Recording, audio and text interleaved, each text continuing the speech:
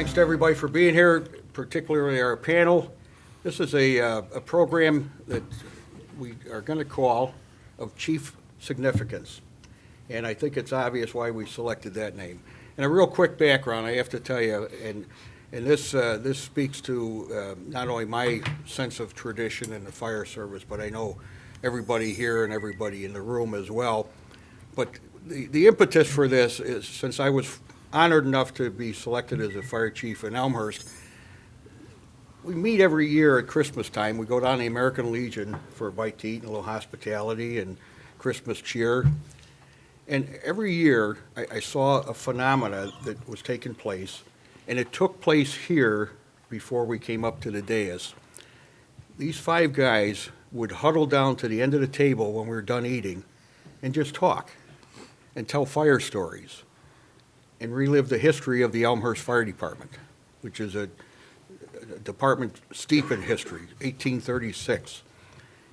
And I said, we have to capture that before we lose it. We have to somehow memorialize the history of five of the still here around Elmhurst, still very civil to each other, fire chiefs. And that's what brought us to today. And it's a privilege for me, and it goes without saying that I'm really humbled to be part of this. And we have still another chief, Deputy Chief Bill Anasevich, who was the interim chief in between Chief Bassador and myself. And we technically then have 7 Elmhurst fire chiefs. And I think that is really something that speaks to the Elmhurst Fire Department. I'd like to introduce Chief Dick Swanson, who was the fire chief from 1976 to 1990. Next to Chief Swanson, Chief John Fennell, chief of the Elmhurst Fire Department from 1990 to 1998. Chief Bob Gallus was fire chief from 1998 to 2002. Chief Mike Kopp, fire chief from 2002 to 2012.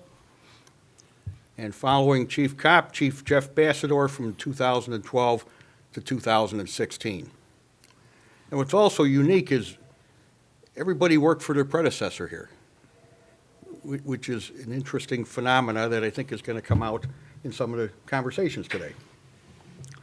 So we've got some questions, and guys, what I'd like to do is keep it germane to the period of time that you were the fire chief. And we're going to start with Chief Swanson. Chief, what was, during your tenure as fire chief, during that 1976 to 1990, and you followed Chief Samuelson, who has passed away, rest in peace, the first career paid fire chief. But what was your greatest accomplishment during your tenure as fire chief of Elmhurst? One of the greatest things that took place during that time, and I was the chief, and we had a gentleman pass away at the American Legion Hall on a Saturday afternoon. He was 93 years old, and he actually was dead when he hit the floor. But that's when we were running a flop and run type ambulance service with the police in a station wagon at that time.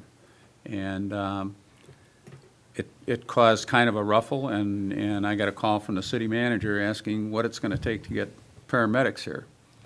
And I said, what kind of time frame are you talking about? And that was Bob Palmer. And he says, well, we want to get it as soon as possible. So I said, do you want to have our own people? Do you want to have contract people? How do you want to do this? And he says, I want a paramedic ambulance in town as quick as possible. So I, being a good friend with Dave Hill, who owned Superior Ambulance at that time, called him up, says what it's going to cost us to keep a ALS ambulance in for only 911 calls in Elmhurst. And he says, I'll put one there. He says, give me a time, give me a couple of weeks, I'll work up a cost for you. And I says, no, I need it tomorrow, meaning Sunday. I'm meeting with the mayor and the city manager and the attorney on Monday morning. And I got a quote for, it was $82,000 to keep it here, and he kept the money from the calls.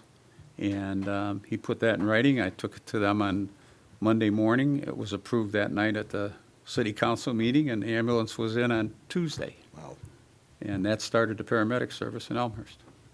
From 1976. 76, from one critical incident. That was about one of the best things. Yeah. Oh, yeah, I'm sure there were, and we'll get to the ones that weren't as favorable as that. Chief Sure. Fennell, how about you during your time? Out of several that I'm thinking of, the one that strikes me the most is expansion of the EMS service into the fire department itself, where we actually trained all of the firefighters as EMTs. We'd been going on runs with the ambulance for years and just helping out. So we actually had all of our guys trained. We put them all through school. So that's probably my best one. Now, back in the early 90s, how many runs were we talking about? EMS? EMS. EMS? Yeah. I'm gonna have to say 3,000 EMS and 1,000 fire. Okay. But that includes fire alarms and all that, you know, rubbish fires and a lot. A little bit of everything. When I first started on the job, we were doing 400.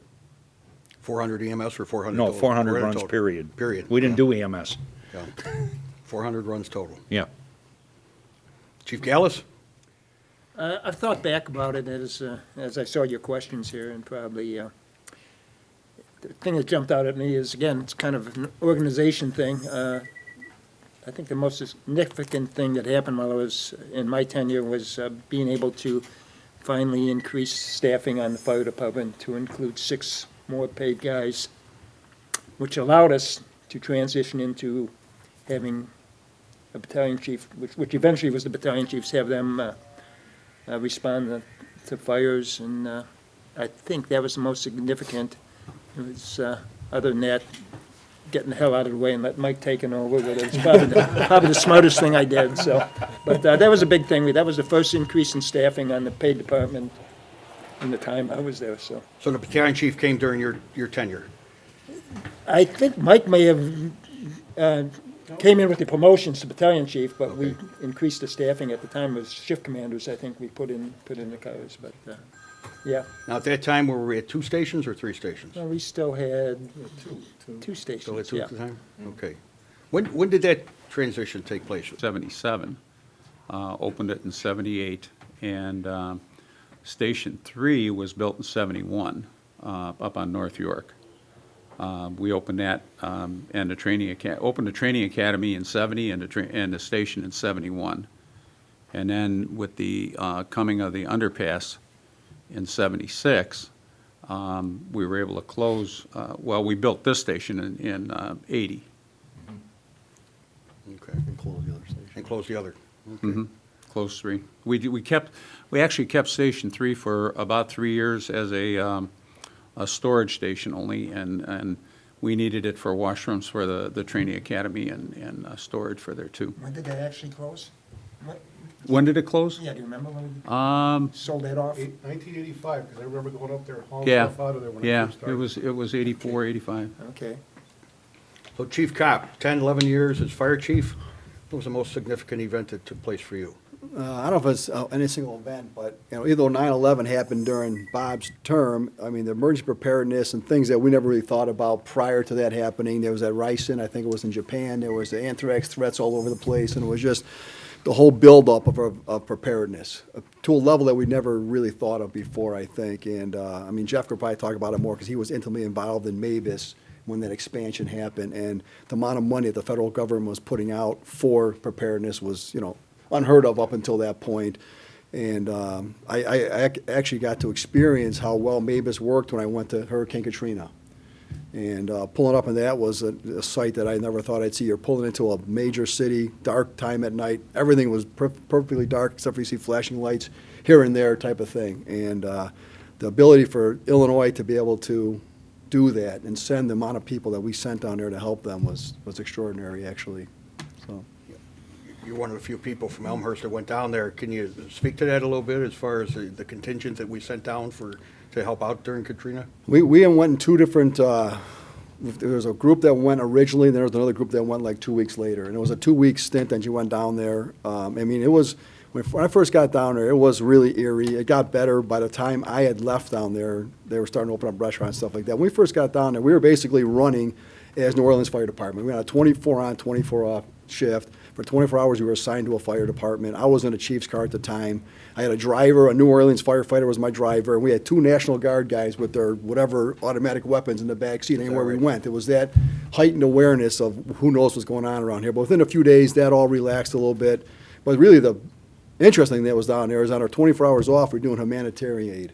So people who got affected, other firefighters whose homes got destroyed, police officers, we were tarping roofs, we were roofing, we were doing whatever we could to help those other people do it. So, but yeah, that was really interesting, and the ability for Mabus, which now is way bigger than it was even then, because of the need for it, really did a great job organizing that. And the logistics of doing it were unbelievable. Even going down there, the overpasses or the underpass, whatever, the people up there holding American flags, rooting for you and stuff like that. So it was really interesting.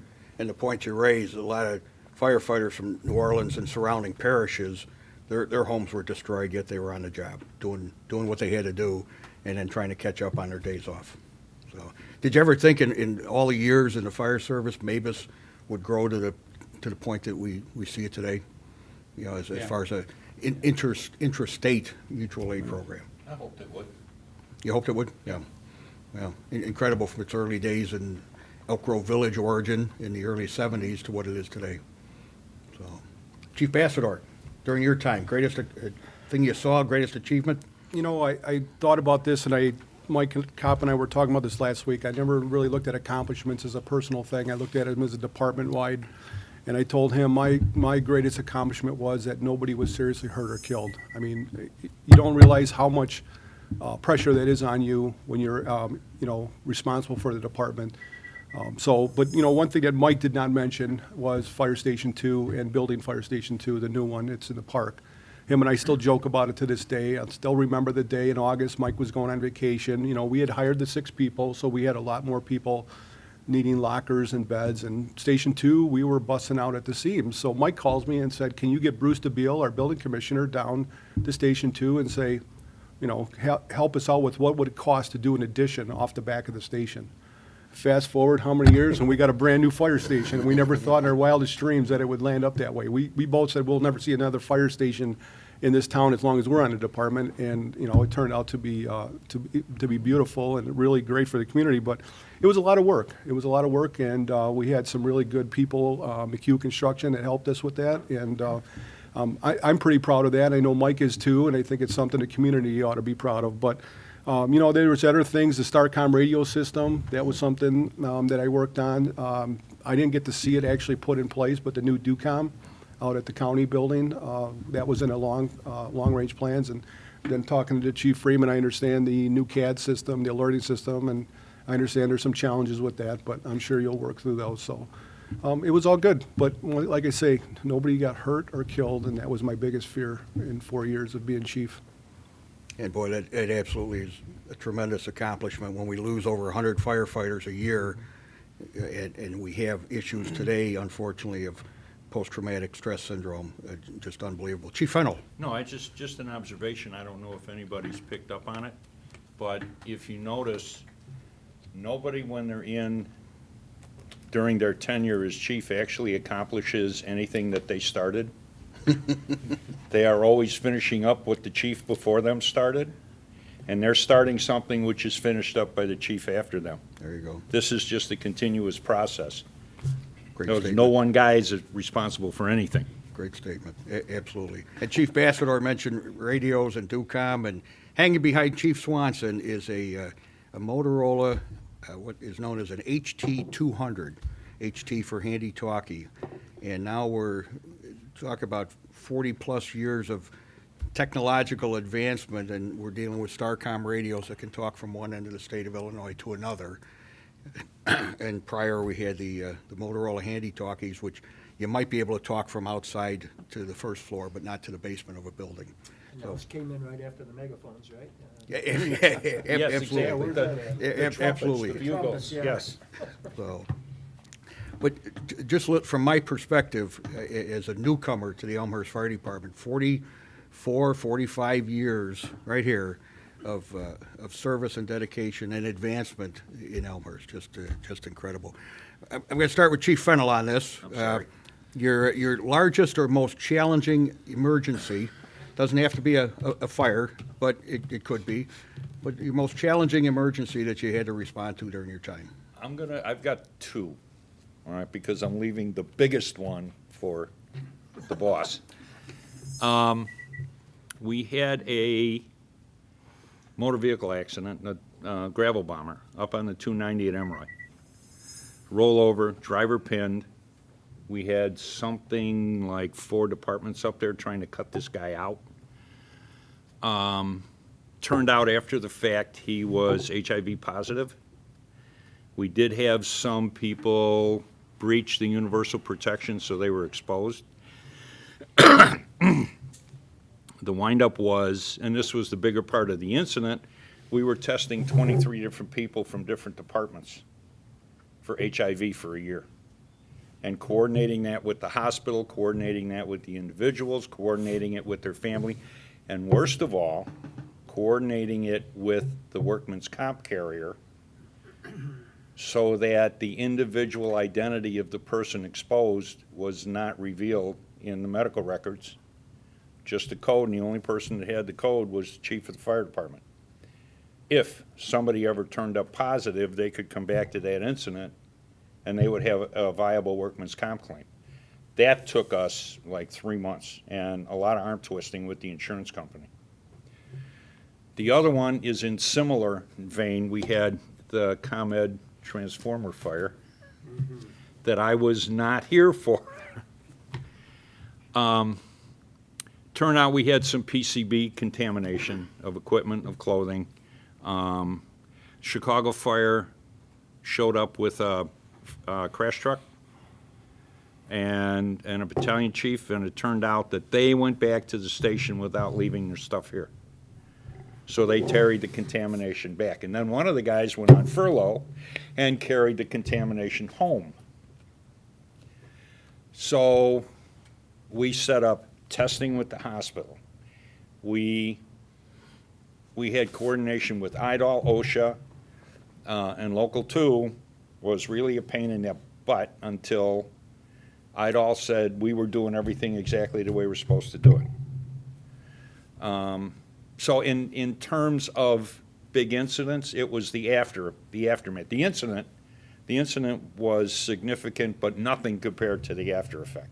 I was somewhat involved in that call also, and that was back when HIV was, no one knew anything about it at the time, really. Yes. And it was just a scare to everybody. It was a very stressful time for anybody that was involved in that call. And you look at the time, go back to when Swanson's, we probably didn't have rubber gloves on the rigs. And then to the level of protection that you really have to wear now from everything that's out there, starting from HIV to hepatitis to everything in between. That was a really unique time because I never had that experience before that where it was something that was of that magnitude. You look at the Apollo 1 fire, and they said in the investigation they never thought that Velcro would catch fire. They never conceived of it. We didn't conceive of the HIV to the point where we did not have an SOP to deal with that. We did right after. Sure. But we also didn't have an SOP for dealing with the PCB contamination. After that, we had all kinds of SOPs. It was almost like at the end of the call when we found out he was an HIV positive. We found out after If he- Loyola. that's right, he went to the hospital, that's right. They called us and said, oh yeah, by the way, this guy tested positive By the for way. HIV last week. Yeah. He just told us. It's you, boy. And how many times has that been our issue in the fire service, from HIV to PCBs to Ebola to, we wouldn't be doing hazardous material if it wasn't for the methyl isocyanate spill in Bhopal, India, back in the 80s, and then they had to decide, well, who can handle this? Well, let's give it to the fire service, right? So that's always been the case. Give it to Mikey. That's true. Give it to Mikey. Chief Gallis, most significant incident. The one I'm thinking of right now is, and I mentioned it to Mike earlier, was the one that I wasn't actually at. I was off probably vacation or something, was the sunflower. Oh, sunflower buffet? Yeah, that was on while I was there.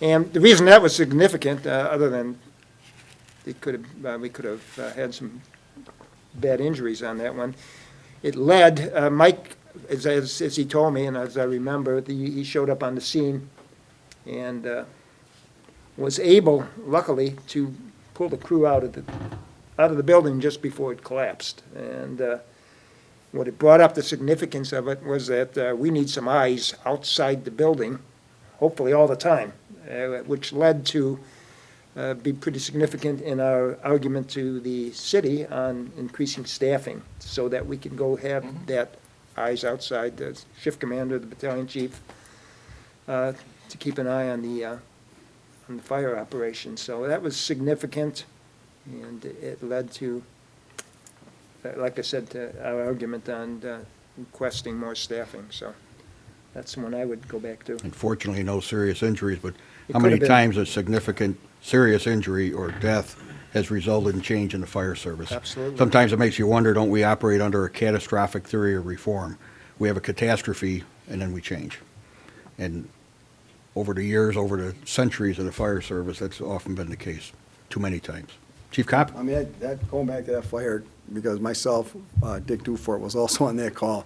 We literally were taking one step out as a roof was coming down that place, and we were inside, and there was visibility on the inside. It wasn't that bad. We knew the fire was above us, not to the extent that it was, and I think Don Novak was also on that call at the time, him and Chief Fennell, and Don said the roof's separating from the wall, let's get those guys out of there, and Chief says, get out of there. We're like, hey, just bring some guys in here, we know where the fire's at. And he said, get out of there, and we got out of there. It's not what I thought I said, but according to the A little more- tape, little more according to the graphic. tape, that's what I said. Yeah. Well, we can edit this, but we'll save that. Yeah. So, during my time, probably the biggest event that we had going on was flooding came back to Elmhurst, right? In 1987, I'm sure Chief Swans can talk about that, or anybody here can talk about that, because we were all there for days on end. But then, we went for a long period of time, like 20 years, without having any kind of flooding in Elmhurst. Then we had it consistently. We had two really bad, it was in June and then July. I think it was in 2010, if I remember correctly. And it was just, it threw everything up in the air for Elmhurst, and we're still dealing with that. We've spent literally $30 million on flood detention and more to go to try to fix that problem. But it was just the angst of the people. We had another one of those meetings similar to that we had back in '87, where it was like people were not happy. A lot of them were uninformed, but still not happy. When your basement's full of water, the stress levels is tremendous, and especially when it happened in June, then happened again in July. So it was just managing all that and the expectations of the residents to and being prepared. I mean, we were helping people every chance we possibly could with their flood situations, and so. When you talk about disaster preparedness, I see Don Novak is here, and you look at down here, you talk about the preparedness. This room downstairs, our incident command center, is what was born out of all that. And unfortunately, as Mike was saying, we had a lot of experience utilizing this basement down here because of all those floods and stuff. But it made us better prepared and better able to deal with those kinds of things. So. Well, good judgment comes from bad experiences, right? Chief Bassador, how about you? I thought about this one, and Bill, I need your help. Chief Edishevitz, I didn't really think of anything specific in my 4 years. I think the one call that, for me, that will always stick in my mind is January 1995, Howard Street fire with 3 kids that died. 21-month-old girl, a 3-year-old girl, and a 5-year-old boy. That's something that will haunt me the rest of my life, so I'm good. Yeah. That was on that Howard Street fire. Again, after the fact. The police chief was kind enough to leave me with the press. Dellamore from WBBM grabbed the captain off on the side and said, hey, were there any smoke detectors in the house? And the captain said, no. Not true. No batteries on them. No batteries in them, but there were detectors. And it took me 3 days to clear that one up. There's just certain calls. Somebody asked me a while back, do you remember all the people that in your career that you saved? And I says, not really. I only remember the ones that we've Yeah. lost. Those are the ones that you think about. Being the incident commander on that call, I gotta say, these guys did one hell of a job. That was a textbook. Get up, cover the fire, rescue the kids, get out. It was a textbook. They did a great job. But before we go to Chief Swanson on his most significant event, Chief Bassett and Chief Fennell, the multi-fatality, you know, as I listened this morning, and it's true all the time, you know, we struggle to remember dates of things. When was the flood? When was this? But like yesterday, the fire stands out. You remember everything about it, and that's something that just we understand. We know those things, and you carry that with you all the time. And I have come to see, as you have well known, the public education, fire prevention that goes on in the city of Elmhurst in the attempt of preventing those disasters. But they happen, and you carry it with you the rest of your life. You live with it, and nobody understands but us. Chief Swanson, we saved this. There was a great debate of how many you would talk about. You're limited, so Yeah, right. most You want me to start at the bottom of the list of the dozen or top? There you go. But what's great about this is many weren't even on the fire department, maybe not even born yet. Most Well, I had significant 15 event. years on that. Yes, absolutely. As chief. But the most significant would be the flood. And there's, as Mike was talking about, the flood, we had 21 inches of rain on the first day, and then it followed up on the third day with another 18, I think it was, inches of rain. And there's a significant reason why we had over 4,000 buildings in Elmhurst flooded at that time. And Elmhurst being a community with the high side of town, about 8 feet north, on the north side of town, higher than the low side on the south side. And the thing that caused the flooding on the north side, and that's what really surprised everybody, it flooded out our sewage treatment plant, which backed up into the north side. But going out of the industrial park is a 96-inch drainage duct that goes under 294 into Addison, or into North Lake, into the quarry in North Lake. That the city of Elmhurst owns that quarry.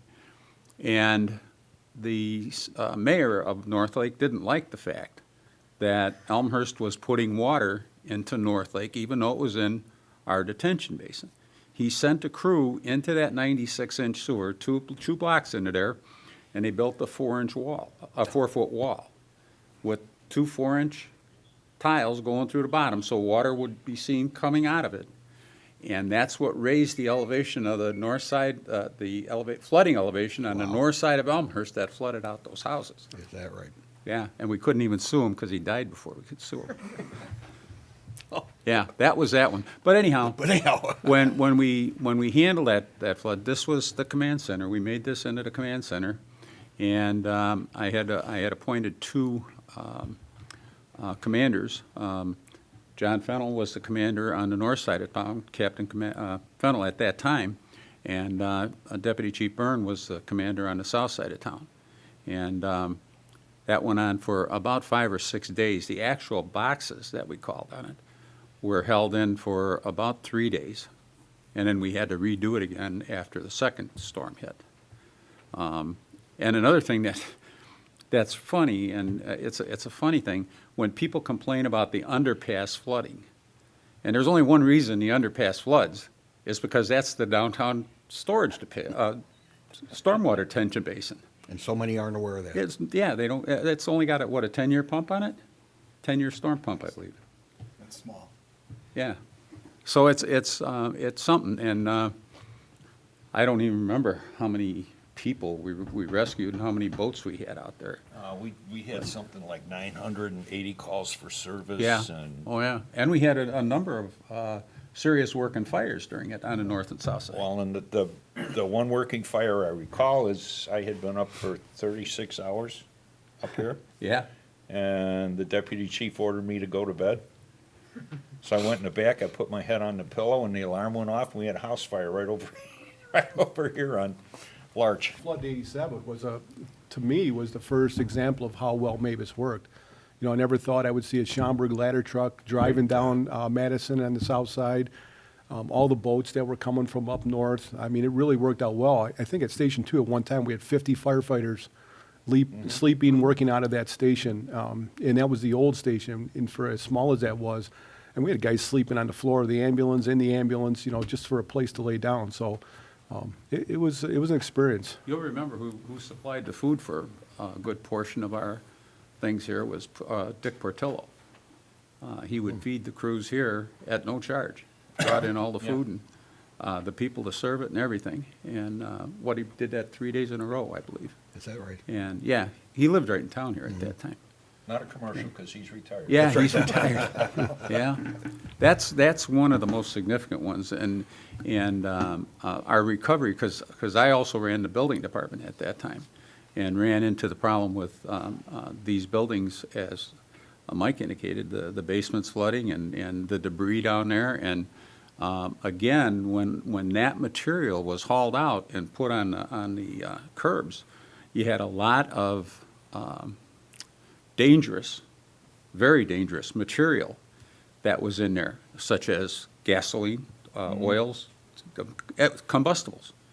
And now we got the looters coming through and drove the police department crazy. And what, Mike, it was probably, and John, it took us 3 months to get just the streets cleaned up. And yeah, all that easy. stuff, the piles at the city garage, I mean, those piles were 50 feet high and, a block long, with all this material being hauled there. The aftermath is long after the water recedes. Oh, absolutely. And you couldn't let everybody get at it because you didn't know what was contaminated and what wasn't. Well, for you to remember too, the fire department was City Manager Borchert at the time to try to get the federal government for a disaster Yep. declaration, charged the fire department with inspecting every single home and building that was Yep. impacted by that. And put a plan, remember at Station 2, with Bill Windrick, God rest Yep. his soul, sitting down and coming up with a quick sheet Yeah. to Yes. walk Yeah. through every And house. we had to do that quickly, too. Quick. We had to Yes, do that yes. to get the But, disaster. the thing that we didn't think of, what did we say, like 20 minutes each home or something? Yeah. But everybody wanted to tell their story. Right. Oh, yeah. So, in actual, you talk about, public relations. So we would sit there and we went on two-person teams. We would sit there and we would listen to them tell their story and stuff. And that was the Sure. best thing that ever happened to the fire department as far as public relations. They loved the fact that the fire department was out there listening to them. There was a lot of devastation. It was really hard to see. Yep. My next worst one was if I could, just a minute, the American Legion fire. Oh, God, yeah. That one there is, I've got the pictures and everything of it. Don was good enough to dig those out for me. I mean, when we went in on that building, it was in January, and we had fire through the roof from the offices on the second floor, and put truck 2 in the back and truck 1 on the front, and made the lead out. And Ernie Cacciatolo, captain at that day, he was actually the commander in front of the building, and I was at the rear of the building. And he called me as they made the knockdown and says, "Chief, we think we got it, but we got 7 unrelated fires in this building." And he says, "You want to take a look?" And I came around there, and I entered the door on what would be the seaside, and met him in the building, and he showed me the fires.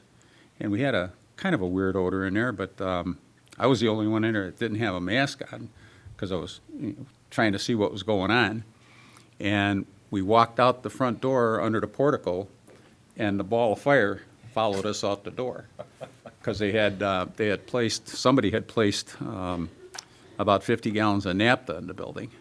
And it burned the 2.5-inch lines off on the ground in the snow as the fireball came out the door, and we turned the corner, and it followed us out. That was probably one of the closest times that I can remember. Wasn't that pretty significant, because that was at the end of a very busy day, too? Didn't we have several other fires? Oh, yeah, that day? we started out that day. It was one of the If busiest you go back days. and look at the record, we had a second-story fire in a house up northeast, bedroom, bath, hallway, piece of cake fire. The guys went in, knocked it down. Came back, that was about 9 o'clock in the morning. And I remember just right down the line, Columbia Street. Chicago bungalow, dining room, kitchen, knocked that down. The afternoon, we get a legal non-conforming 3-flat by the hospital, fire on the 3rd floor. Truck company goes up, opens it. We had a mother that had been drinking, and her 3-year-old daughter was not to be found. They found her in a closet, got her and her mother down, and knocked the fire on the 3rd floor. That's 3.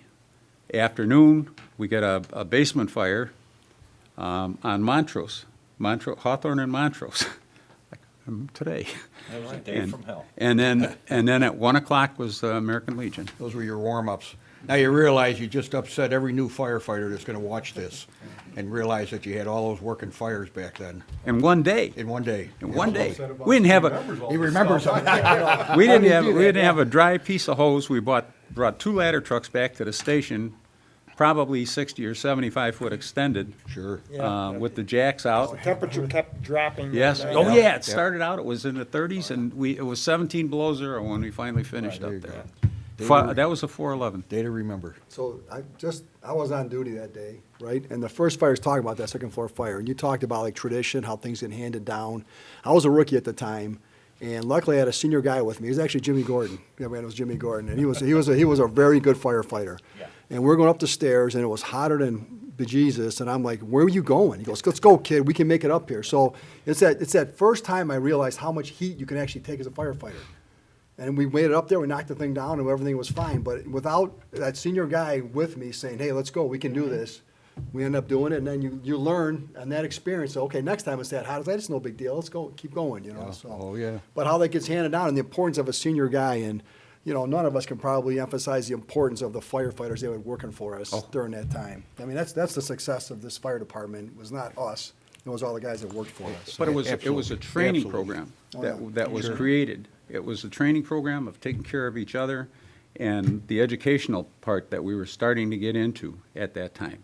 And that can never change in this no, business. no. It can never change. The value of that senior firefighter, that experience, and then your confidence without having a lot of that education and experience to follow them, and your comfort level in it, you know, you can't put a price on that. And that has to be passed down. That absolutely is our pedigree in the fire service. Correct me if I'm wrong, but 71, 72, I think we had something in the neighborhood of 68 working structure fires out of 400 calls. Yeah, the DUCOM used to keep record of it, and we, for the most time after that, 3 or 4 years, Elmhurst would run 160 to 180 lead outs a year. And I'm talking garage fires, I'm talking, you know, things like that. But if you go back further than that, when I came on the job in '65, this area to the west of here, West Avenue to the river, and from North Avenue to where the old airport used to be on Lake Street. That whole area in there where the farms were, we could not leave a piece of apparatus without a guard on it, without a police guard on it, because everything would get stolen up there. And it was a nasty situation. They'd cut a bundle of wood for the construction of a new house at night, and by the time they came back the next morning, the bundle was gone. They'd mount windows and doors in houses, and by the time they came the next morning, they're all gone. And, oh, yeah. Yeah, but I think by the time I left, where we had done like 68, 69 fires, working fires, by the time I left, it was down to 16, Sure. 14. That's all we were doing. And out of, 5,000 calls a year, 16 fires. Went from fires to EMS, that's Yes. how Yeah, the I progression think has there's a been. reason for that. I mean, who in this room has not heard, well, fires are down, you don't need the people you have? And Oh, yeah. my explanation for that was, we've come a long way. You know, public education and inspections and Yes, building codes yeah. and things like that, we can't stop now. No, If we stopped absolutely. all that stuff now, you're gonna see it come back. Oh, It may sure. not happen overnight, but over time, it's going to come back. So, it's hard work that's paid off. It It's took not years come to back. get it down. And thousands of kids have been reached by the Elmhurst Fire Department and Oh, public absolutely. education. Absolutely. And it takes time to develop that empirical data, but those numbers that you mentioned support that. It's 3 generations. You bet. Yeah. I recall when I was chief, talking to parents of children in the Learn Not to Burn program in the schools that we started, that Chief Swanson started in 70, 71, 72. Children who were in it when I left in 98, their parents went through it. And they still knew the firemen who were teaching in the schools. Yes. We have a firefighter on the job right now, Eric Burmeister, who won the poster contest when he was, how old were you when you Yeah. do that? I don't remember now. Fourth grade. Fourth grade. Fourth grade. He won the contest, and now he's an Elmhurst fireman. There we go. Quick little story. We had a fire in a house, on south side of St. Charles, one of the big houses there. It was a doctor's house. And I got a call one day, and I got chewed out by the father because of what my people teaching the classes in school were talking about. You gotta have a detector, you gotta have a plan to get out, you gotta have this. So the kid gave his dad such a bad time, they went to the store and they bought 5 detectors and put them in the house. And he put a battery in one and left it on the kitchen counter. That night, they had a fire in the house. And the only reason they knew about it was that detector went off, and he had to call me and apologize to me for chewing me out for what our instructors did. And, yeah, that, That was, our fire prevention program started way back when Swanee was the chief with Frank LaRusso. yeah. And we were progressive, there was no doubt. We were doing things other communities weren't doing. And as time went on, you could see like juvenile fires were down in Elmhurst compared. We were going to fires other towns, our juveniles more than ours. So Frank LaRusso, the chief took a gamble on him and got that thing program growing. Dan Folk took it from there, Jeff Hayes took it from there, and it just continues. Yep. It's grown since then. It was 4th grade. Now it's fourth and first grade. You know, and I've been out in the evenings with Leo, with Jeff, with Dan, and people who are now 22, 23 years old going, "Hey, firefighter Jeff, firefighter Dan." You know, so they remember them and it had an impact on them, obviously. Sure. So, And you have to feel good about that. You have to feel that we touched people and made a difference. And that's tremendous. We made a point too, the fire station was never closed. The firehouse was always there. Yeah. And if you wanted to come in and visit or whatever, that's the point. They're the ones that pay the bills. Still to this day, you bet. Yeah. Chief Swanson, I'm going to key off of your American Legion fire. You said air packs, and I won't refresh that you were the only one not wearing one. But Chief Gallus, technology with air packs, and we won't talk about big hand lights or red ball gloves, but in your in your tenure, technology. This has got to be one of the most interesting questions on here for all of us guys. What we have seen change is just unbelievable in the time that I started back in 72. When did you start? 60, yeah, 65, 65. December 65. I mean, go right on down. We were right on tailboards on the back of an engine. I mean, give me a break. I mean, breathing apparatus when I came on, the first crew would wear them. The first crew would go in without them, and they would be backed up by people that had masks on. Communications, but if I zeroed in on one I thought was the most significant, I would have to say communications. You pointed out that brick up there. You knew you were wearing it. What has evolved from there? I mean, right now we've got right now. I've been away from this now for 10 years, and everybody has their own radios now, and not only the hardware but the fireground communications. I mean, incident command started under Brunacini out in Phoenix. I mean, that started the organization of the fireground, and then the radios, and right now you said you can talk to the Southern Illinois on the radio, but I mean, that was so important as we improved our turnout gear, we improved the masks, we improved the ability to get further into a fire. We needed a way to protect the firefighters and communicate, and gosh, it's just evolved so much, but I think communications is a big part of it. And you mentioned the first guys going in without a mask, Uh-huh. and the reason, obviously, get in quick, but the masks were still in the box. So the second company had time to open the box, Put it take the on. mask out of the plastic, put it on, and then back up the guys that went in without it. They relieve the guys that are crawling on the floor trying to suck the air off the floor until they could get in there. So Absolutely, absolutely. It's So, come a long way. somebody, No, that's just on the masks. When I first became chief, we had a culture of don't wear the mask unless. And I was standing outside of a garage fire that was down. I mean, the garage was destroyed. There were 8 or 9 firefighters overhauling this garage, and you could just see in the light the smoke coming up from the debris. And they're all standing there, and only one guy had a mask on. He had a tank on. The mask was hanging. The order came out the next day that everybody will wear a mask unless the incident commander says you don't need them anymore. But that included overhaul. You don't remember that. Did they ever do it? We got a mutual aid call to Oprah Terrace at the Jewel. Engine 2 goes out, I come out of City Hall, report that I'm responding. The lieutenant on the engine thinks he's over the intercom when actually he's on the radio. And he says, damn, here comes the old man. Put your mask on, you don't know what he's gonna make you do. And I got back on the radio and I said, you're damn right. So, I think the increase in cancer has really pushed the air packs, but it's not only the air packs. I mean, now they're finding, I'm dealing with it in the current position I'm in now, is the absorption of all these carcinogens that firefighters deal with.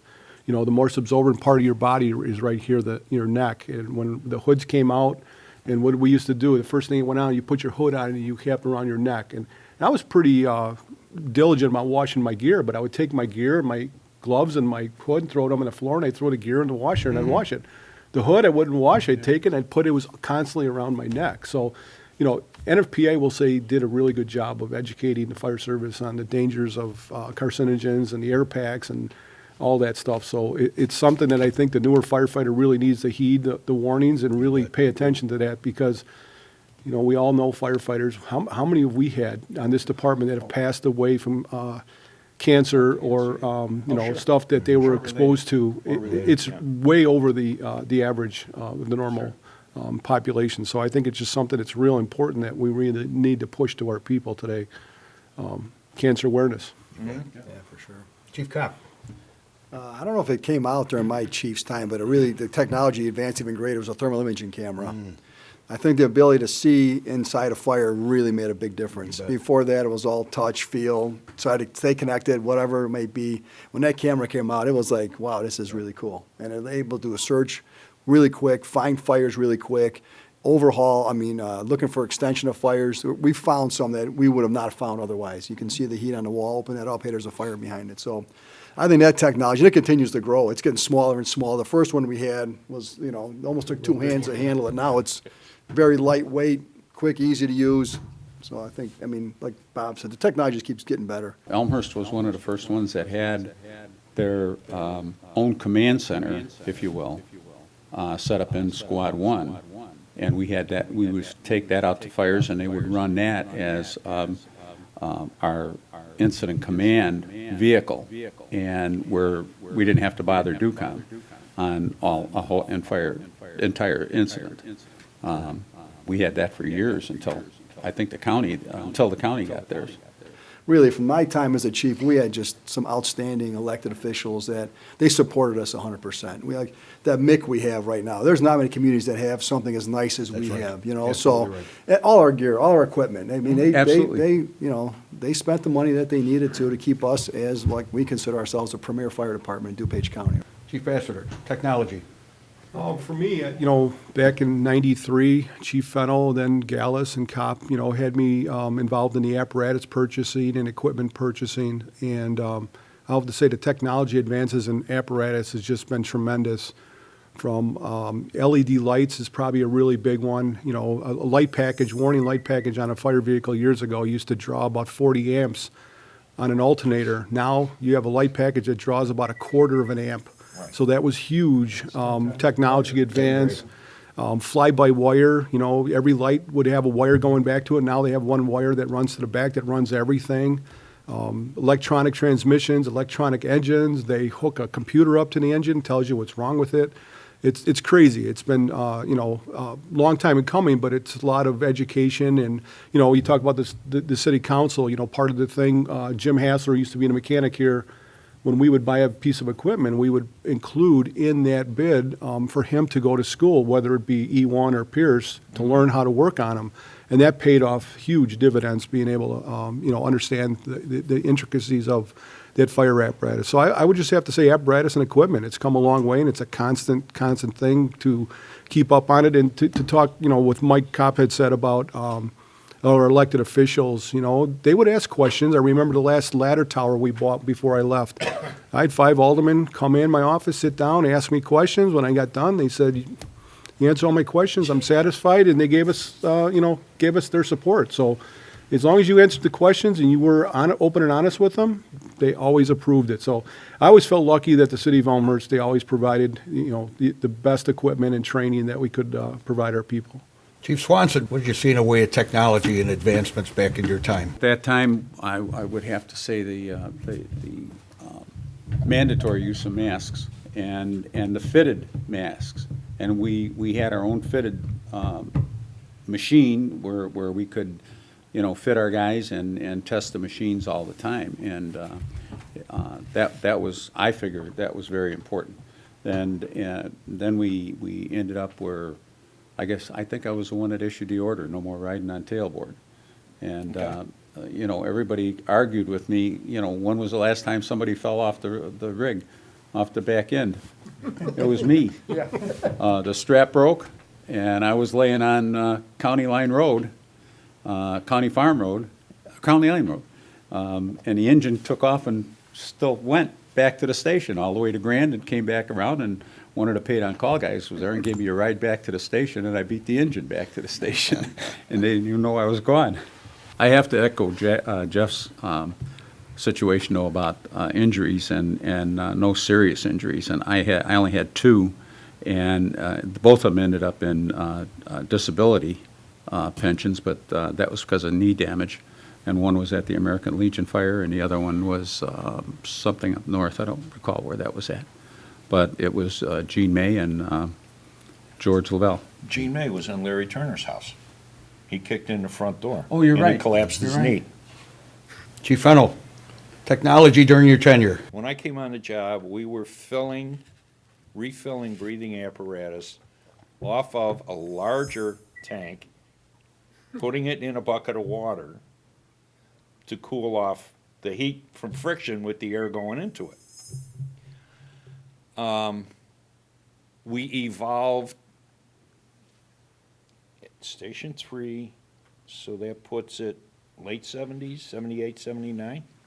It would have been probably late 70s. When we actually- Mid to late 70s. Mid to late 70s, we actually went and got a compressor, got a fill station, got a cascade system, and we're actually now filling breathing apparatus correctly, monitoring our own air that came out of the system.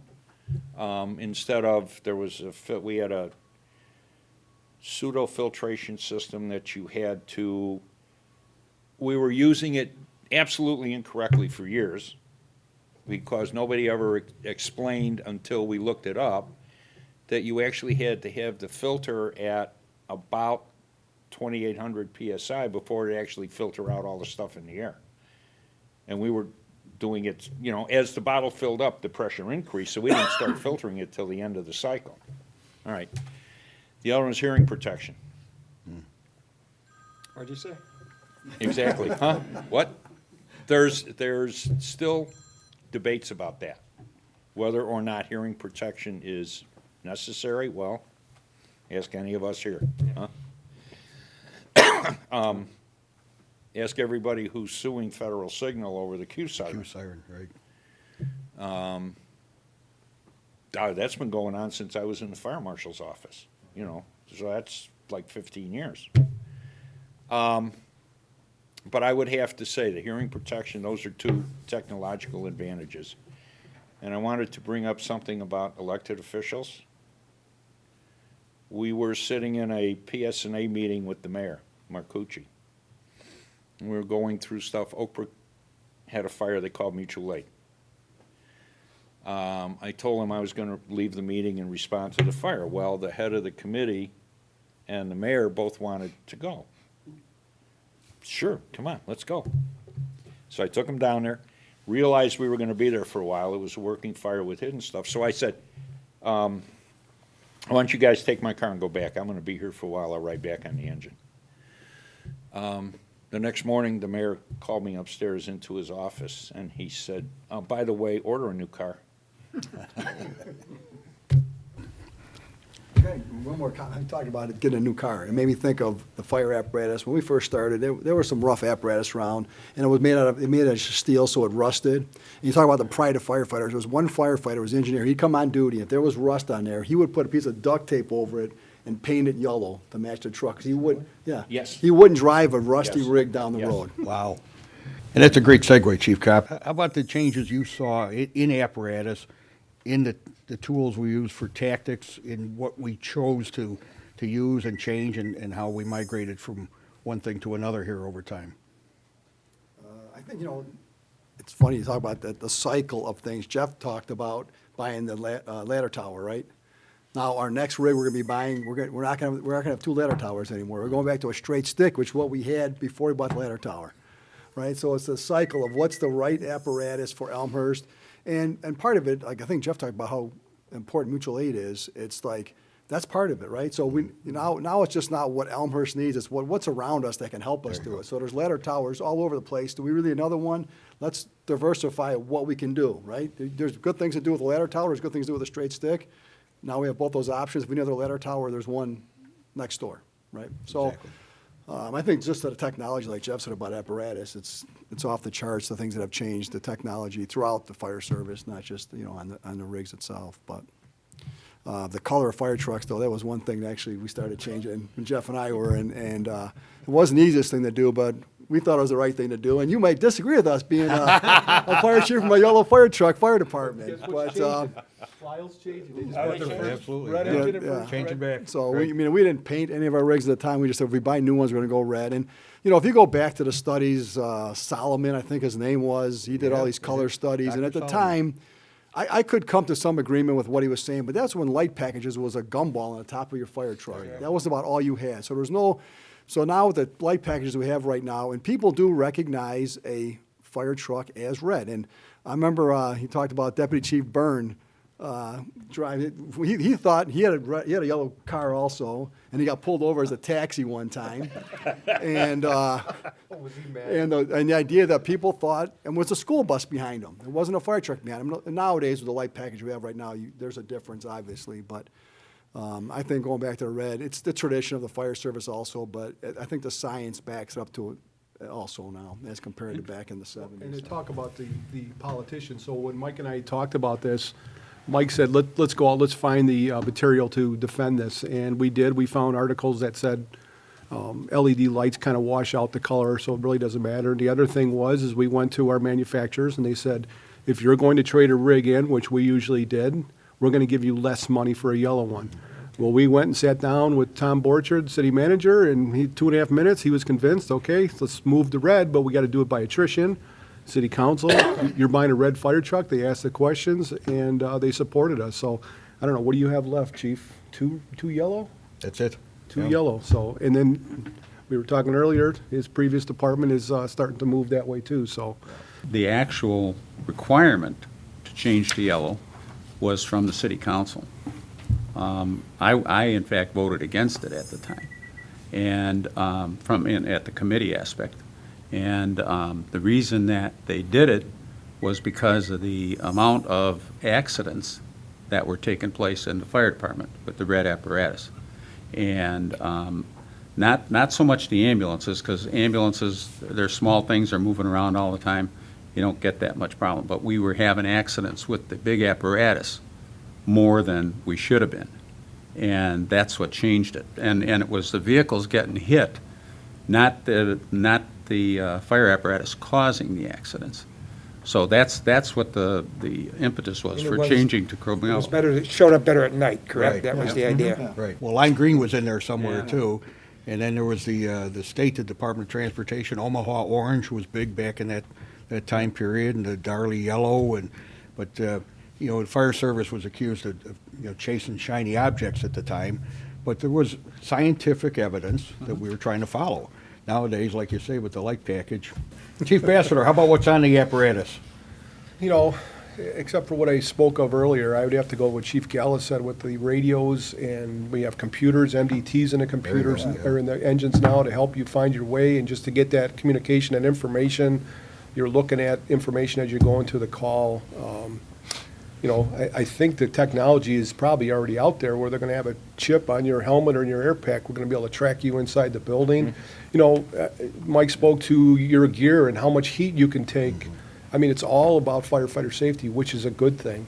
But this stuff is expensive, you know? You go out and buy a new set of gear, and 3 months later, they have something new out that's even better. So trying to keep up with this technology advance is expensive and time-consuming. So I just think all the stuff for firefighters and firefighter safety is probably the biggest thing that I think is the most important for the fire service. And safety, the equipment, the gear, you're absolutely right. It's expensive, countered with what price do you put on it? You know, and the chips are really identifying, and military's done it for years, being able to triangulate somebody in a particular location. It's about time we were able to find somebody just through a triangulation process if they're lost or trapped in a building. I mean, that's technology that has been around, and fortunately, it's finally coming to the fire service. It's tough. These changes are difficult. They're costly. Operationally, they pose problems for us. They pose issues. But, there's things we have to look at in these challenges, and we have to make a decision as leaders. The other thing is the methodology now. They're getting back to, hey, if you got fire blowing out of one window, go up to the window, hit it, knock it down, and then go in and mop it out. Oh, you mean we're going to fight fires from the front lawn now? Yep. Not from the front lawn, but into the window. And there's another difficult concept. Well, just give it a shot for 30 seconds. Well, 30 becomes a couple of minutes. No, just knock it down, darken it down. So now we used to have for years offensive, defensive, and now we have transitional attacks. Yep, transitional How does attack. it ever work out with the PPV attack too, the positive pressure? Put a fan in the window, we don't even have to go in. We don't even have to anymore. go in. It just sucks the fire right out. How did that work out? Chief Gallus, the best thing with the positive pressure fans, you put one firefighter on each side of it, pick it up, and throw it through the front window. So, That ventilates the building. that's That right. wet water, is that still good too? Wet water, That's yeah, what- additive. But now, you look at the fire involvement, is that building gonna be torn down? If the answer is yes, why are we risking our people? There is nobody worth a building, a house or any building in this, in business. So why would we do that? I don't get it. You see people taking chances all the time to save what? How many firefighters have we lost in McDonald's at 4 a.m? Way too many. Way too many. For a McDonald's that will be bigger and better and have a playground in front of it in 6 months. Yeah. Why go in there? You're right, it's not, and you take the windows out of the front, you got clear shot to everything in the building. Yeah, absolutely. And to Jeff's point, firefighter safety, by knowing what's really going on inside there, it just increases the firefighter safety. And you know what you're saying? We have to constantly be students of the fire service. When you're through learning, you're through. And we have to continue to accept technology, accept science. It's no longer just an art of firefighting, it's a science of firefighting, and we have to change. Well, you look at fires doubles in size every 30 seconds. Over 30 years ago when I got involved in this, it was every minute. Now, because of, which is out of our control, the makeup of building materials and all the furnishings on the inside, they're burning hotter and faster. So that's something we've had to, used to say, 20 minutes. That 20 minutes isn't any, that's less time now. So we have to take that into consideration. And I think this talks to your next, talk about code enforcement and fire prevention. 5H drywall. That was the one thing. I grew up in LaSalle, Illinois, and I was a paid-on-call in LaSalle, and we used to pull up in fires, and they'd be blown out of every orifice of the building. I come here, we pull up, and it's a one-bedroom, it's a one-room fire. Why is that? It took me a few years to figure it out. It's that building construction, that 5H drywall, that would hold it. If you close that door, that fire would be kept to that room and that room only. And we see it all the time with education showing, fire travel and stuff and shutting the doors. But, try to tell a parent, you need to shut the door of your child at night when you're sleeping. Well, then I can't hear them. There's a proposed building being pushed for downtown Chicago. It's gonna be a 82-story all-wood frame building. And this is getting ludicrous to look at these things. I mean, the fires, these ones that burn down every day of the week, the fire's starting in the false floors and in the, you know, in the trusses where the gas lines run, where all the electrical supply runs and so forth. And But the sprinklers are the contractors bit- button those up. Pardon? The contractors button up those voids. Oh, sure they do. Yeah. Sure they do. Chief Fennell, how about the apparatus? Single stage, two stage, where are you? Where do you come down on that big issue? Neither. Neither. No. John Bean high pressure pump. I'm coming back, yeah, well, that's where I'm coming from. I mean, I go all the way back to the John Bean high-pressure pump, right, which was the savior of the world if you lived on a farm. Practically killed you if it was a residential fire. I think that what is evolving and what needs to evolve is the culture has to change. In going around the state and teaching for the Illinois fire chiefs, you see, I come right back to the bulldogs on the front of the engine. We never quit. We go where others won't. Why? But that's what we teach ourselves is our culture. That's not our culture. That shouldn't be. That's what has to change. That has caused most of the problems in the modern fire service is the culture from back in the 40s and 50s. Right? That's not it anymore. That's a blow to our manhood, not to charge in. Well, sorry. You're not a wimp if you don't go in. You know, put the fire out from the outside and go home. That's fine. The code enforcement makes it real easy to keep it tied together. St. Charles West Apartments. I was on Carroll Stream where they had frame. They had 5/8-inch drywall dividing units in apartment buildings. Brandywine in Villa Park, 5/8 drywall dividing units in apartment buildings. We wound up putting out 3 and 4 apartments at the same time. We wound up, the only thing that was covering the hallway after the floor collapsed was the carpet, because the trusses all collapsed out from under it. St. Charles West, we burn out a storeroom each year for 2 consecutive years. Everybody moves back into their apartment when the fire is out. You clear out the smoke. The apartment next to it. My cousin was in an apartment next to the storeroom. My uncle and her moved her stuff out 20 minutes after the fire was out. It's all masonry. That's what the code requires. And everybody complained about it. So what? At the end of the day, the citizens are the ones who benefit from the code. It's not us, Oh, yeah? it's them. Yeah. And if you stick to it and you don't bend, then you wind up with a town that has very, very low dollar fire loss. And you can fight them from the outside. They'll go out. It's fine. I think you'll agree with your time with the state fire marshal. The United States leads the free world in fire injuries, fire fatalities, and the number of fire codes written. Absolutely. You go to Europe, they don't fight fires on the inside. And I'll take that from one of my fellow instructors who happens to travel all around Europe for DOD doing classes, and he's very familiar with the fire service in England, New Zealand, Australia, Switzerland. They don't, because everything is built out of masonry, they do an exterior attack on everything, and the fire goes out. They don't go inside. And they actually mock us for sending our people in to get killed. No reason for it. We're on the apparatus. Changes that you saw in hose beds, hose bed. configurations. Yeah, I don't know what you guys run with nowadays. I assume it's large diameter hose on it. 4-inch large diameter. Yeah, but I remember the evolution, yeah, the 1.5 inches on the back and the hooking up a 2.5 and a 3-inch to feed the pump. Now it's loud diameter, you drop on the street, but it all gets down to, the reason we're going to this is putting, and this is the basics we all learn, put the wet stuff on the There you red go. stuff. The faster you can get a lot of that wet stuff on it, if it's from outside, that's the name of the game, so. You bet. So that, it seems to be the evolution. I know when I was leaving Roselle, we were switching over to loud diameter hose. I mean, it made a lot of sense.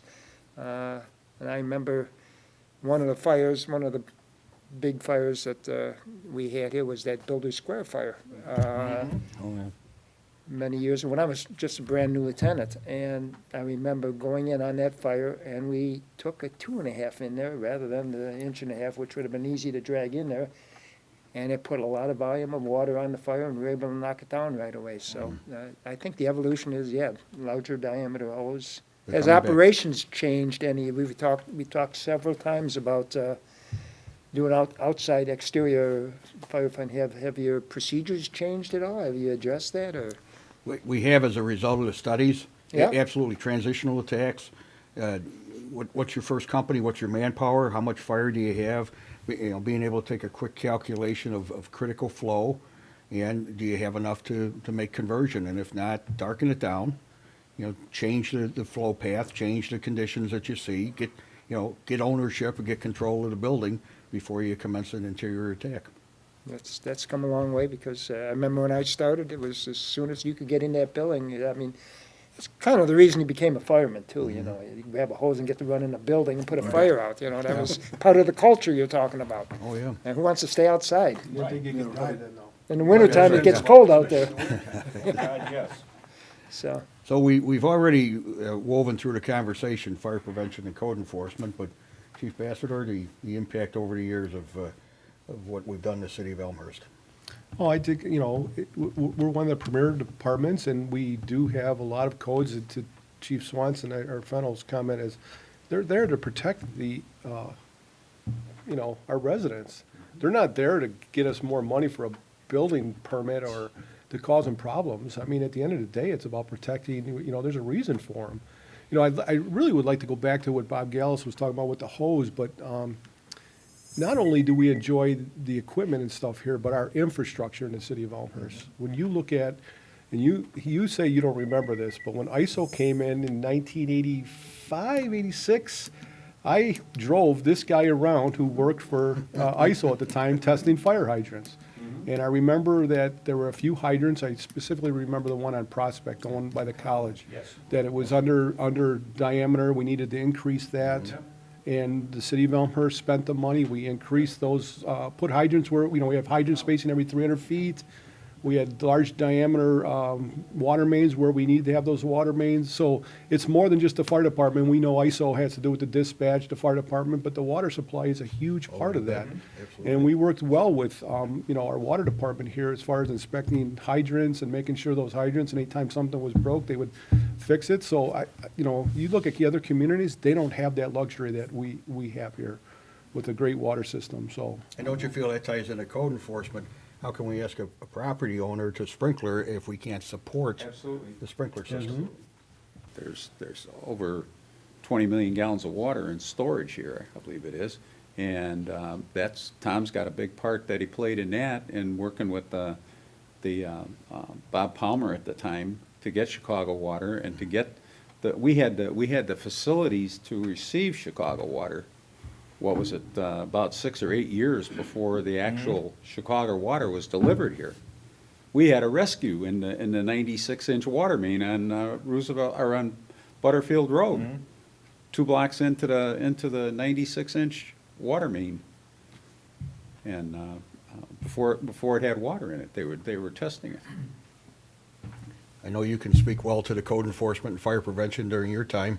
Oh, yeah, and we had the backing of the council all the time. In fact, to the point where, and I don't know if it's still that way, we had removed the appeal processes out of the building code, zoning code, fire prevention code. If anybody wanted to challenge it, they had to go to court to challenge it. And that was the best way. Now you take the political aspect out of it, and we actually I enjoyed working with the codes, and John did a lot in helping put the codes together, Chief Ennell at the time, working for me and, adjusting the codes and, but we had a tough, enforcement thing. I was always the meanest SOB in the room when they brought plans in, and my orders to the reviewers were, if you gotta make more than 3 or 4 red marks on the first page, roll it back up and tell them to come and get it and bring it into line with the Elmhurst codes. But that makes it easier today. Oh, absolutely. And safer, not only for the employees, but for the people that are coming to the city from outside. And for the people that have to go in there in the event it does catch fire. Sure. Chief Fennel? I will just, Chief Swanson was the architect of the codes, and he was the architect of the philosophy for the codes that we have today, that I dealt with. I absolutely agreed with it. We had some we had some language to make sure, changes to make sure that the philosophy stayed. But the one incident that struck me most, when they built the new art museum, chuckle, we had a meeting, they had a huge exhibit room. They only had one way out. 2 doors, but one way out. There was no second way out. So the code required that they have at least a smoke barrier to allow for 2 different ways to get, once they came out, the one exit, 2 different ways to get out. It was a compromise because a sprinkler building, we're probably going to be fine. Well, there was a huge meeting between the community, powers that be, and the mayor and myself. And they were harping about they didn't want to spend the money, this was ridiculous, it was useless, this was all just fine and everything. The mayor looked at them and said, look, I'm a bread salesman. He's the fire chief.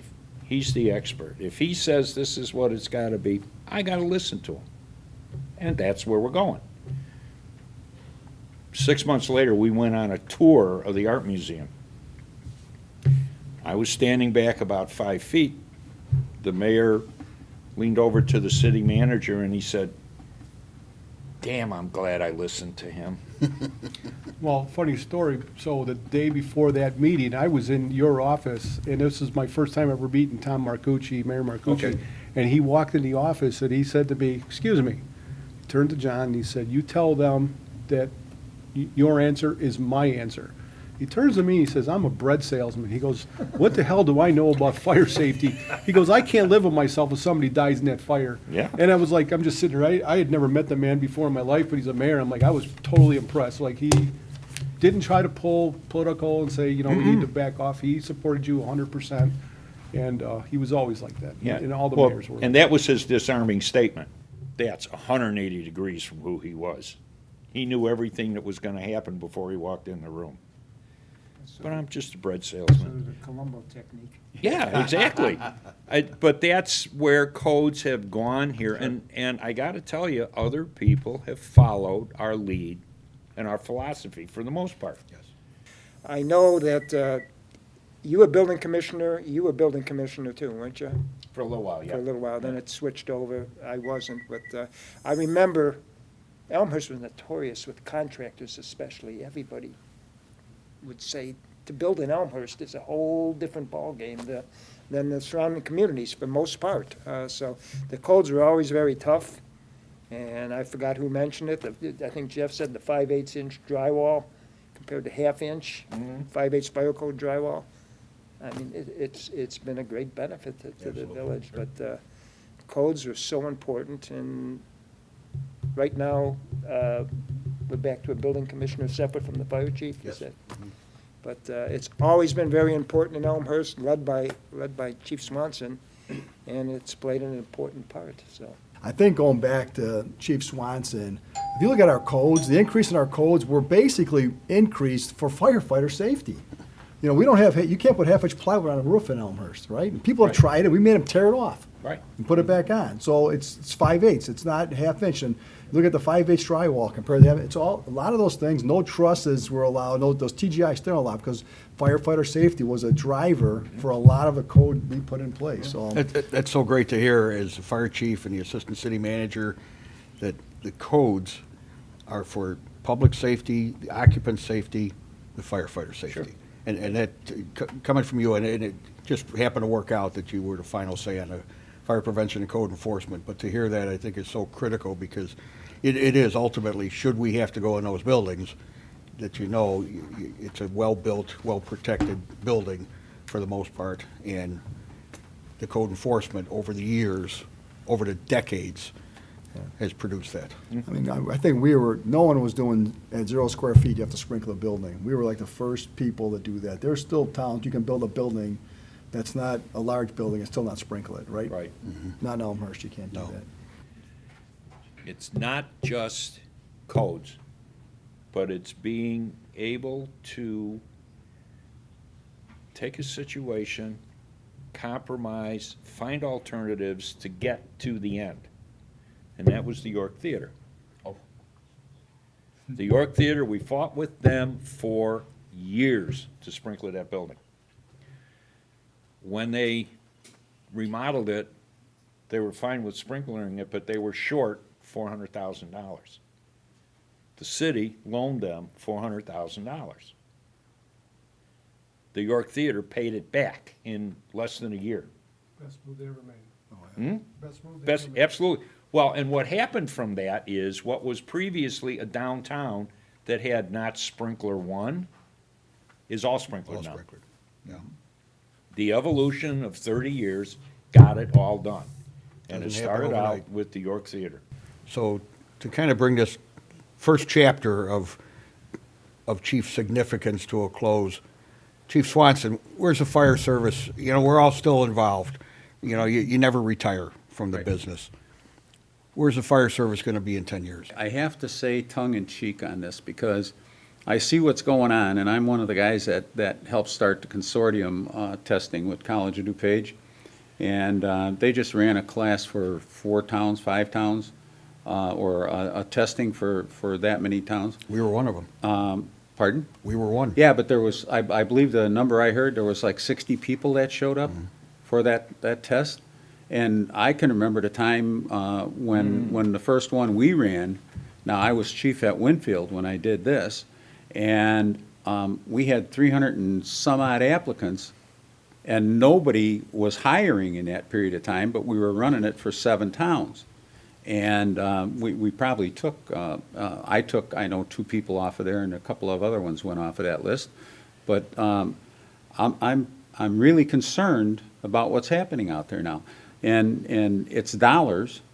The guys don't want to work in a lot of cases. And it's dollars. They can go to class, become a paramedic, and for a couple of more classes, they can become a nurse. Okay? A nurse works 3 days in a row, 3 12-hour days, and is off for 4 days, and they start them out at $80,000 a year.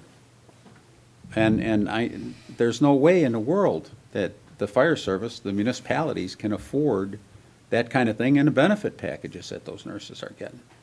I mean, I'll give you myself an example. I came out of the military. I don't know when I would have went to paramedic school to be able even to take this test. I was able to take the test and got my education once I got hired on the job. And I saw, as soon as we started making those requirements, the numbers taking the test dropped significantly. But to Chief Gal's point, it's all over the country. I mean, Yes. I heard a statistic, what is it, Memphis? They're doing these lateral transfers that they stole, I don't know how they figured it out, stole 50 firefighters from the state of Illinois. Yep. Okay, whether that was full-time or, they had their training, whatever, but, Same thing right now. so, and I know in my job now, the law enforcement is exactly the same thing. Yes. They're all having trouble, recruiting people to work, and they're doing lateral transfers as well.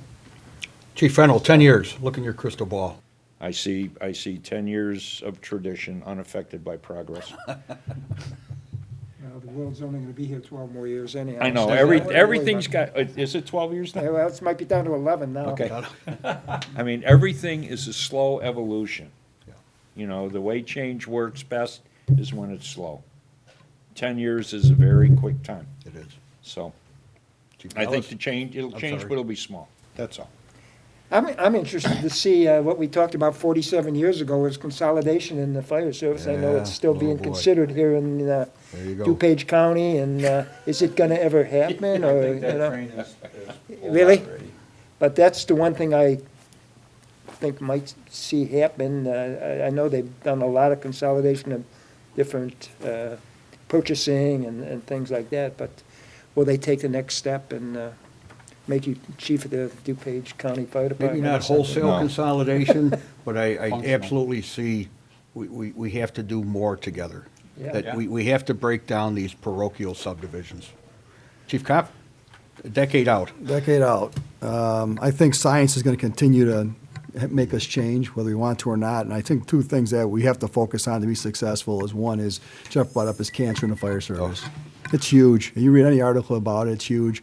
And I just hope I washed my gear enough and took enough showers after fires, honestly. And you look at, like Jeff mentioned, some of our retired firefighters that are no longer with us because of that. And the other thing, too, that's out there right now, which never really got equated to the fire service, because we were a bunch of tough guys, was PTSD and the number of suicides in the fire service right now. I think that's something, mental health is an issue, not only in the fire service, but I think it's important in the fire service now. There's more firefighters committing suicide a year than dying in the line of duty. I agree. So I think that's something that in the future we have to That's take a a look at, mental health of the firefighters. The firefighters are really the most important part. We talked about this before. Take care of your firefighters, and the fire service continue to be great. Wow, great comments. Chief Bassett? Chief Cop took my thunder. Behavioral health, I believe, is the up and comer, but I mean, it's going to get more expensive. It's going to get more complicated. When you look at, Mike mentioned that, Elmhurst is a premier department. You think about what goes on in this 13 square miles, and I say 13 square miles because of the fire protection areas that we cover. 13 square miles, 45 to 50,000 in population, a hospital, a college, DuPage Water Commission, major railroads, major highways, pipelines. You think about all that critical infrastructure, a lot of our communities don't deal with that kind of stuff day in and day out. Those things aren't going away. Those things are going to be here with us for a long. bet. Something happens with the critical infrastructure, guess who they call? I used to say, if you don't know what to do, call fireman. If he doesn't know what to do with it, we'll find somebody that does know how to deal with it. So it's just going to get more complicated and more expensive. And we're going to have to deal with that. People, the fire chiefs, administrators are going to they got their work cut out for them. You bet. You may find it hard to believe. It means a lot to me personally and professionally. I'm the newcomer and I'm the outsider. And to hear this history, and sometimes I think we lose that in the fire service, that tradition, the culture, and the history. And many times today, the echoing that you all did of the theme of the pride of the great Elmhurst Fire Department is huge. And to be able to pass that along to people that, all kidding aside, weren't alive, weren't here, didn't work under any of you, to hear what you did and saw and experienced. And it truly started from watching you guys at the American Legion. And I'll admit, some of the fire stories, we almost had to put a mask on down there. But to have this, I attended a wake and funeral of a very, very dear friend. We lost a fire service icon a couple of weeks ago, Jack McCaslin. And there were 4 present or past commissioners from the Chicago Fire Department there. Now here's a 5,000-member department, and there was 4. Commissioner Ford, Jose Santiago, Jim Joyce, Ray Orozco. And I thought, we're going to bring 5 in, 6, 7 in the Elmhurst Fire Department. We can't let that go. We have to memorialize that, and we have to pass that on and leave the place better for the next person. From the bottom of my heart, thank you. Thanks for your Thank you service. for the invitation. You bet.